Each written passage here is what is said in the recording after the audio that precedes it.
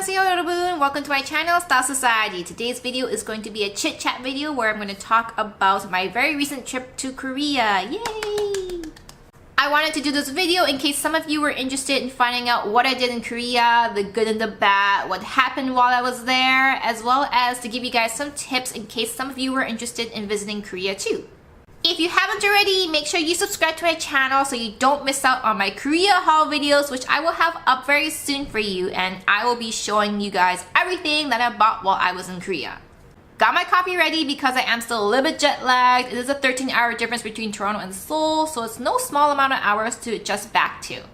Alright, so where do we begin? Let me first tell you guys that this was my second time in Seoul. I love the city so much. I know that I'm going to go back again at some point in my life. Next time, maybe when I go to Asia, I'm going to do a little stopover in Seoul for maybe 3 or 4 days. I just love it there and cannot wait to go back. Anyway, this time I went with my best friend, which was amazing, just being a girls trip, because when you're shopping, having guys tag along might not be the most fun, at least not for them.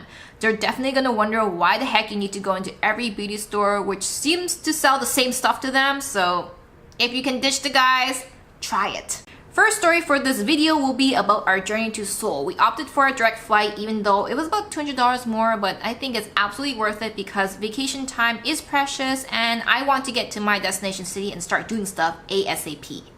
Going there, I was pretty pumped because we were going to attend a festival that my favorite K-pop group was going to be performing at as soon as we got off the plane. Can you imagine just getting off the plane, being in Seoul, and then going to see your favorite group? I mean, come on. How awesome is that? Of course, things didn't go quite as planned. Our flight was supposed to leave at 1:45, and in the morning, I got a notification saying that the flight was delayed to 2 p.m., which is no big deal. 15 minutes, that's nothing. So we got to the airport, printed our boarding passes, and then on there it said that the flight was delayed till 3:15. Now at that point, I was getting a little bit antsy because that meant that when we got to Seoul, I had very little time to get to the festival for that performance, so I was getting worried that we weren't gonna make it. We sat in the terminal and waited, and the flight kept getting delayed and delayed. By the time we actually took off, it was 5:15 p.m., which meant it was a 3.5-hour delay, which also meant that I wasn't going to make that performance, so I was a little bit bummed. The reason for the delay was because there was a medical emergency on the plane that was supposed to come into Toronto and they had to stop somewhere else. Thank God that there was actually an available plane that flew in from Milan that afternoon that we could use, otherwise who knows how long that delay might have been. By the time we landed and got into the city to our Airbnb, it was about 9 p.m., which wasn't too bad, so we dropped our stuff off and then went out to grab a quick bite to eat. When we got back, I realized I lost my freaking wallet. I know. This is the first time I've ever lost my wallet, and it was a big hit because all my cash was in there. I had one credit card in there, my driver's license, and my debit card. Thank God I had one credit card in my pant pocket because I had pulled it out previously to use on something, so I had that. But I lost all my cash and it hurt. It was about $700 USD, which is no small amount, and it's actually very difficult to get money if you don't have cash and you don't have a Korean bank account in Seoul, so it hurt. So I was massively bummed about that, and if you ask me how I lost my wallet, I can't even tell you because I swear I had it on me when we went out to eat and then it just vanished. Poof, like that. I tried to get over that quickly because I didn't want to have that ruin my trip. Everything was replaceable, but it still hurts to think about that. Thank goodness that my friend had enough cash on her and was able to share with me, so that was good. Otherwise, I don't know what I would have done. Most places will accept credit cards, but there are things that you have to pay in cash. For example, your transit fare, that has to be in cash. And then if you're buying things in the market, they prefer cash, or it's very difficult to haggle with them if you aren't paying cash. So what did we do in Seoul? It was, I want to say, predominantly a shopping trip. I think I spent over $1,000 easily there, and there's just malls and malls and malls and stores everywhere. there's definitely a lot of shopping to be done in Seoul. So if you're into fashion and beauty, that's the place you want to be. I think the one mall that took most of our money was the Shinsegae Mall in Myeongdong. Now this mall is amazing. It's got, I think, 14 floors of stores upon stores upon stores. They have luxury brands to more lower end brands, and it's just amazing. Another thing is that if you're a foreigner, you do get a VIP card that gives you 5% off. Plus, there are duty-free stores in there as well, so a lot of the prices are very decent. Before you go to Korea, I do suggest you do some research and try to find out what kind of brands and products you would be interested in trying out, because once you get there, there's a lot of people, there's a lot of stores and brands, and it's quite easy to get overwhelmed. I try to focus on buying things that are either much cheaper in Korea or are difficult to buy in Canada, whether it's buying it from actual local stores or ordering online. Things I definitely recommend buying would be beauty products, because Korean beauty products are some of the best when it comes to skincare and makeup. Also, clothing is very affordable in Korea. I bought a lot of tops that are good quality for under $15, so definitely pack light because you are going to stuff your suitcase silly. Accessories are also very cheap to buy in Korea, plus the quality is quite good for the price. I bought a lot of earrings and they're only 1,000 won each, which I think is equivalent of about $1 USD. Super cheap and much better than the crappy quality that you'd find at stores like Forever 21. What did we eat in Korea? Now, not everything is super spicy in Korea, plus you can ask them to make it less spicy, so if you don't eat spicy, don't worry, you will survive. If you can't read Korean, don't worry, because if you go to the touristy areas, a lot of them do have English words on them. However, what I found was that the mom and pop stores that don't have English words are the cheapest and actually taste a bit better. Thank goodness that I have been studying Korean and was able to read some of the menu items, so we were able to eat pretty cheaply. For example, you can get a plate of fried dumplings for about 4,000 won, noodles for about 5,000 won, and bibimbap for like 7,000 won max. Even 6,000 won we found some, so that's pretty affordable. If you guys follow me on Instagram at StyleSueciety, which I suggest you do, you will know that I went to my very first K-pop concert in Seoul, and oh my gosh, it was amazing! If I had to describe that concert in one word, I would say that it was electrifying. The concert tickets were so cheap that you guys will not believe how much I paid. I paid 5,000 won for my seat, and all the seats in the house were the same price selling from the official ticket vendor. And I ended up getting row 16 dead center, which I was pretty happy about because I did buy my tickets pretty late. The reason that I didn't buy them sooner was because I thought they were super expensive. I looked on a third-party website and they were selling for about 150 USD, and I thought that was a bit pricey, so I didn't get them. Later, I saw that the official prices were only 5,000 won, which is unheard of. I mean, how on earth would you ever find a concert here in North America for $5? I mean, that's insane. Maybe if it's like some no-name person, but there were some big groups performing at this concert, including my favorite K-pop group, Asudoro, aka Astro. Oh, it was a dream to see them live. Other big groups that performed included iKON, which I think was the biggest group there. They definitely had the most screaming fans. And then there was also another group called Momoland, which was pretty famous. There was BY, The Boys, Golden Child, My Teen, and I think in all there were about maybe 12 different groups to perform, which was really cool to see because I personally am into K-pop and I would never ever get to experience a concert like that in North America. You're not gonna find 10 different groups flying into North America to do a world tour like that. That's just not gonna happen. So of course, to experience something like that in Korea, I was super happy about it. The atmosphere at the concert was also really fun. They had a DJ outside the venue before the concert getting people pumped up. There were food trucks lined up. Also, there were vendors selling, I think, unlicensed merchandise of K-pop stars, for example, banners, light sticks, calendars, postcards, things like that. And then inside the concert, when you're seated, before the concert, they also had a DJ on stage getting people pumped up, playing music. It was a lot of fun. The concert was held in a sports arena, so all they did was put a bunch of patio chairs lined up in the center of the field, and then they had a stage in front.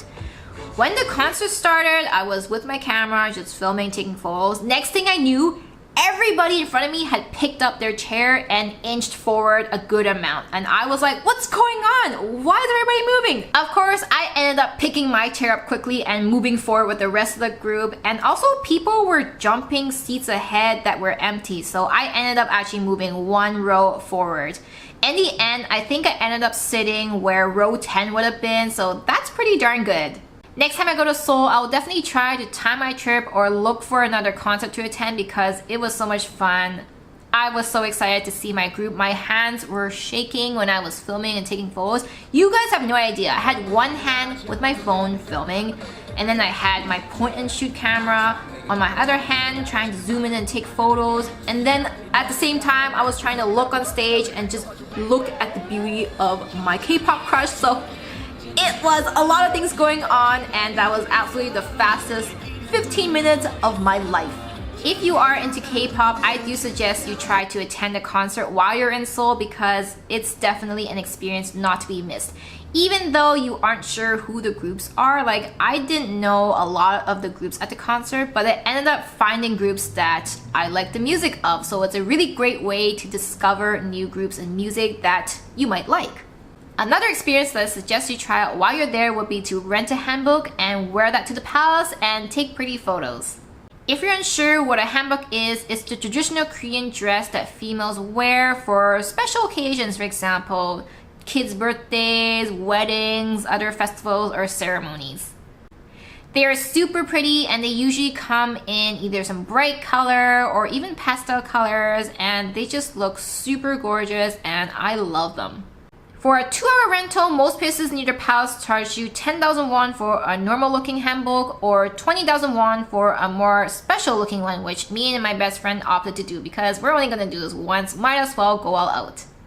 Plus the places also do your hair for you for free, and then you can rent other special accessories like hair pieces or fancy purses or shoes. Entry to the Gyeongbokgung Palace is free if you do dress up, so that is another plus. Don't worry about feeling embarrassed that you're dressed up because there are so many people dressed up doing the same thing that you're going to do at the palace, and it's actually a lot of fun.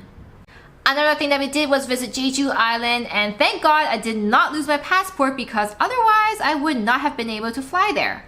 The flight to Jeju was about $60 round trip, and they have flights leaving every single hour, so do not worry that you're not going to be able to find a flight there. The hotel was also very cheap. It was about $40 Canadian, and what we did was rent a private taxi for 150,000 won a day, and they drove you wherever you wanted to go. If you are able to spare some time to visit Jeju Island, I highly recommend you do so because it is pretty affordable. Like I said, we only paid about $60 round trip and our hotel was $40 a night.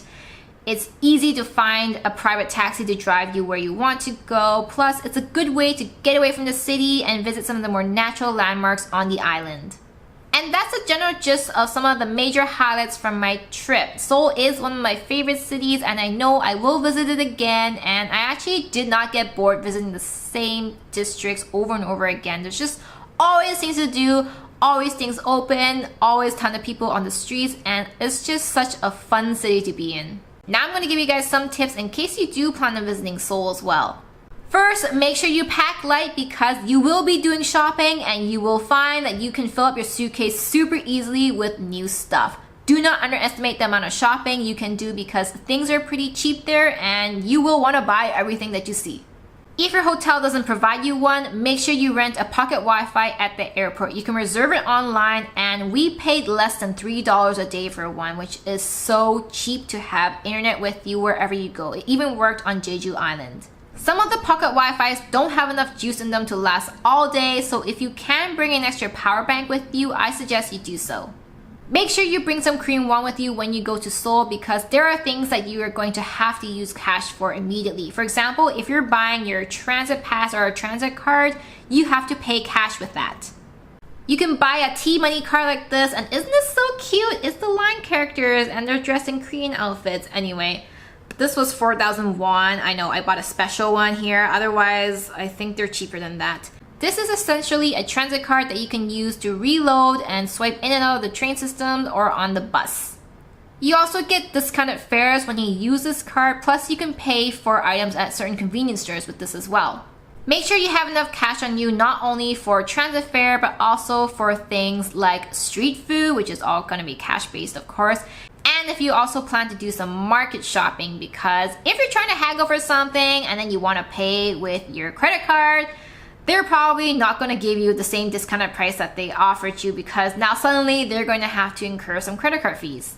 Some places will actually tack on 1 or 2 Korean won if you do want to use your credit card, so watch out for that.